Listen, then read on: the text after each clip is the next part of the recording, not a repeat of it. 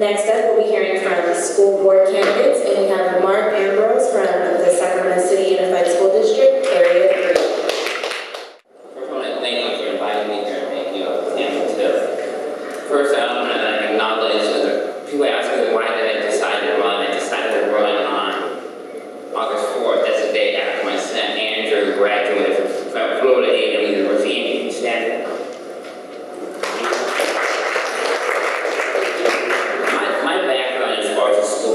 Running for school board, I remember Warren mentioned about Dobasa High, so I graduated from Hiram Johnson.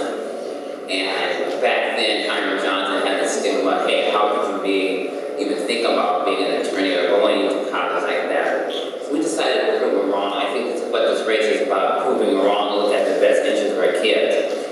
Hiram Johnson, I left there and I decided, okay, I'm going to graduate from college in 3 years. Went to Sac State.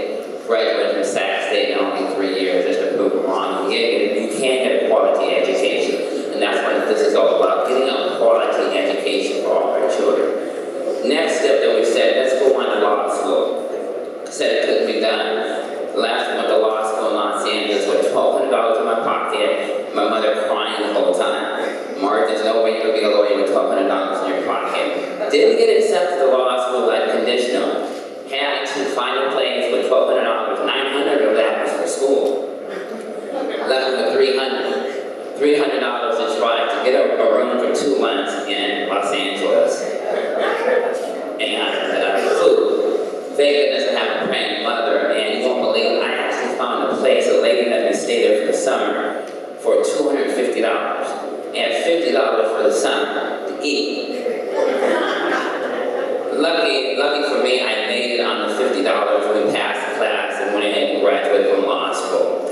Been a practicing attorney in the Sacramento area for the last 23 years. But let me digress. While in law school, I was also, since I got the bus in LA, I was asked to join the Los Angeles Black Education Commission. Did that for 2 years. Wonderful experience. The same problems that we're having in Los Angeles we have in Sacramento, dealing with the quality education for African American kids. So it's only fitting that I'm here when we talk about deep roots, because I have deep roots, kind of like this tree right here. Next thing that when we talked about in Los Angeles, I went to law school with Lynn Diamond, Congressman Reverend Diamond's daughter. She asked me to come over to Compton and substitute teach. Taught in Compton for 3 years as a substitute teacher while earning my law degree. After that, I came back to Sacramento, and I was still involved in community service. I was a member of the Rosemont Community Association. We advocated for the opening of Rosemont High School, and we did that first high school open up in 40 years. After we did that, we turned next to our attention to people in Rosemont. That's the area that I'm going for, Area 3. People in Rosemont with the football and cheer program. I'm the founder of the Rosemont football and cheer program. We had over 2,000 kids who cheered and played football for us.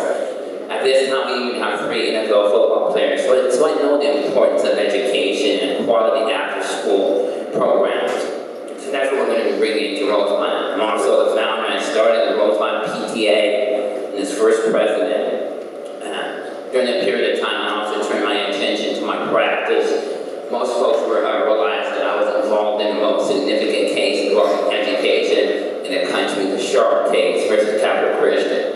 This case involved an 8th grader wasn't allowed to graduate, African American, because his hair was too short. This was in 1995. We settled that case and made history. We took on the establishment, and we realized that, hey, we got to change the way people view people of color. And within 2 years, we settled that case, and now you know the Capital Christian has changed. Totally changed. In fact, they host the MLK event there. So with advocacy, you can change things.